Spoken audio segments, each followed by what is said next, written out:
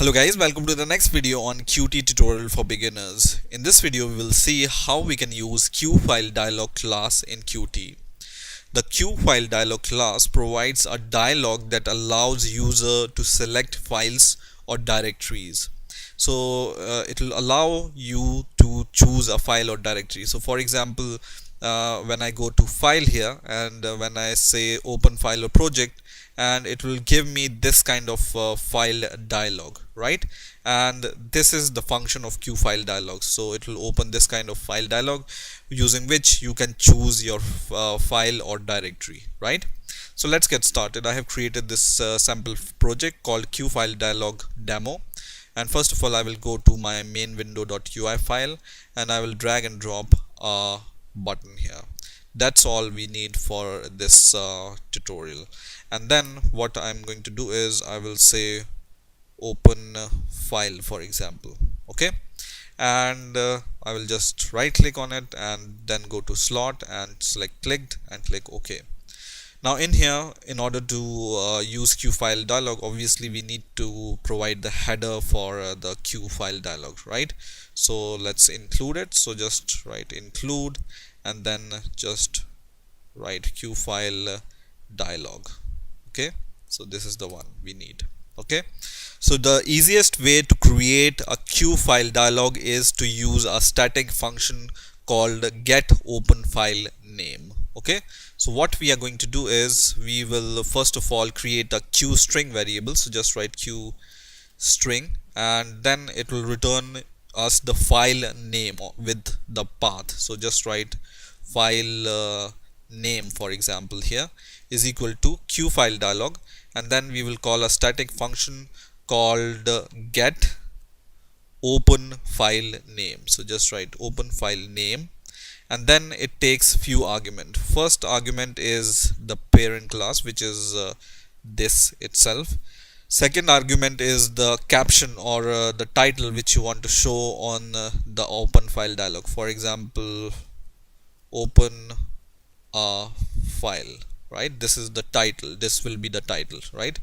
The third argument is the home directory for your file dialog. So whatever directory you will provide here, it will open for the first time, right? So for example, we can provide here c:/ and it will open C directory for the first time, something like this. Okay, and then the last argument is the filter, but we will see it in a little while.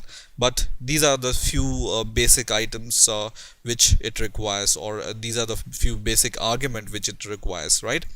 And then we can use message box to show the file path. So just write q message box, and then you can just take this message box and then you can say information, this, and the title. I will not give any title, and the third argument is the message. So let's print the file name which it returns. Okay, something like this. So let's run the program and let's see what happens when we run it.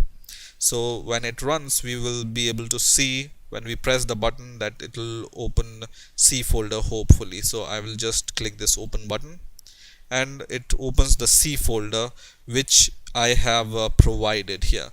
You see here it says OK because I haven't selected any file, but I want to show you here that I have provided the default home directory which is C. That's why it was showing me the C folder when I press the button like this, right? Now you can browse anywhere and choose any file. For example, I'm going to choose a text file and then I will click open, and then it shows me the path of this file, which is c:/hex logs.txt, right? The second way of providing the home directory is you can just use qdir class, which we have seen in the previous video. So just include first of all qdir, and then you can use this qdir class to call the home path. So you can just write qdir and then just call home path, something like this.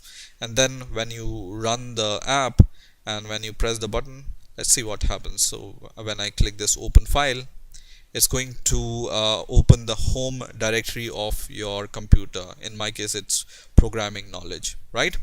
So you can do something like that and it will return you the file path, right? Now in the previous video I have shown you how you can use QFileDemo, right?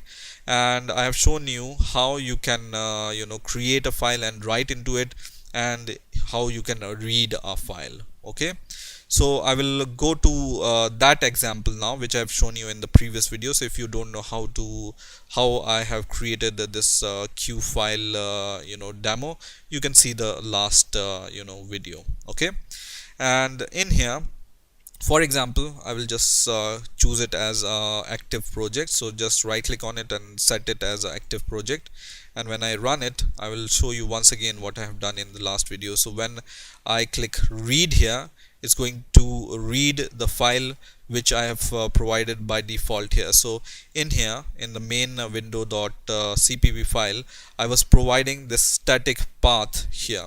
And for example, now what I want to do is I want to choose the file dynamically. So I can do it using this QFile dialog, right?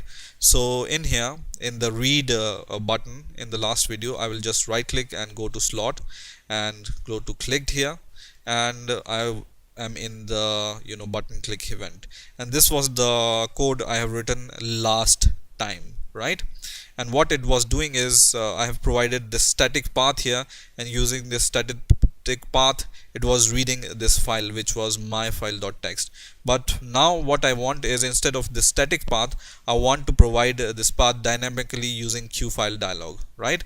So what I can do here is, once again, I can first of all I need to include this QFile dialog class. So I will just include it. So just include QFile dialog, just choose this option, and then just create an object here, right? So I will just write Q string, which it will return, and then the file name. So just write file name is equal to QFile dialog, and then call a method called get open file, right? So get open file name, right? And then the first argument is the parent, second argument is the title, for example open a file, and the third argument is the home directory, for example. So I will just choose for example the C directory once again. So I will just choose C directory, C:// something like this, right? And it will return the path of the file which I will choose, and instead of this, I can just path this Q string here, right? So I don't have to give it statically, I can just choose it from the open file dialog and I can use it. Now when I run the program, and once it's running, and when I click this read button here, it will give me this kind of interface, and whatever file I will choose here, it will read it. So for example, I will choose this hexlog.txt file, and I will click open, and it reads this file, the content of this file, right? Now for example, I want to read the CPP file, so I will just copy the path of the file. I will just open the location, and I will just copy the path from here, and in my app which I'm using, I will just click read button once again. I will just give the path here, and I will choose this main window.cpp file and click open, and it reads the content of this file also, right?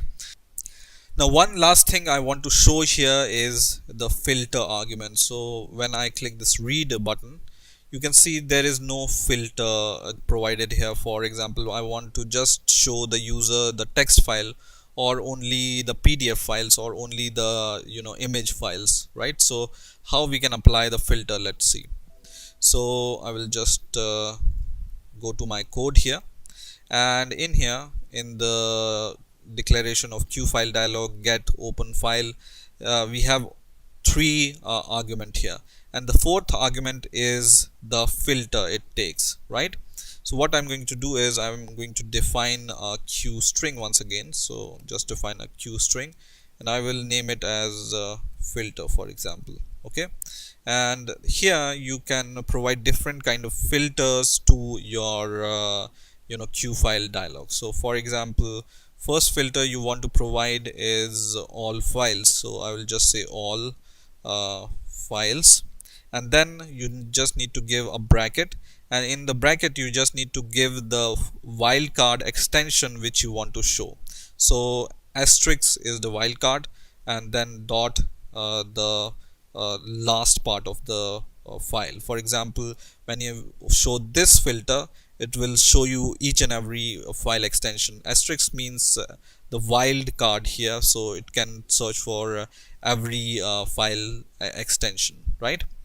Now if you want to provide different kind of filters, some more filters, for example, what you can do is you can provide two semicolons, and then you can provide the next filter. For example, this time you want to provide the text file filter, so just write text file, and then in the bracket you will give the filter. So this time I will just say asterisk dot txt. Okay, for the text file, this is the filter for the text file, right? Now for example, I want to show the filter for some more kind of file.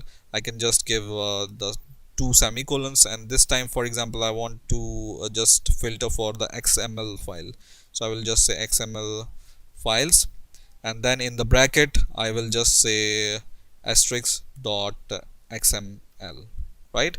So in the same way you can define any number of filters you want, and then just provide this last argument here as a fourth argument of this get open file dialog name, and when you run your program, your filter will be applied, hopefully. So when I click this read button, now you have these filter: all files, then text file, then XML file. So all file will show you each and every folder here, but when I choose text file, then it will just show me the text file. You can see folders and only the text file. The extension will be .txt and no other file extensions, right?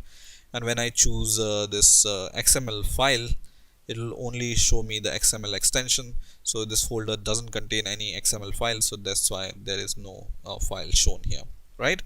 So in this way you can also provide the filter to your files. So this is how you can use open file dialog in Qt. I hope you've enjoyed this video. Please rate, comment, subscribe, and bye for now.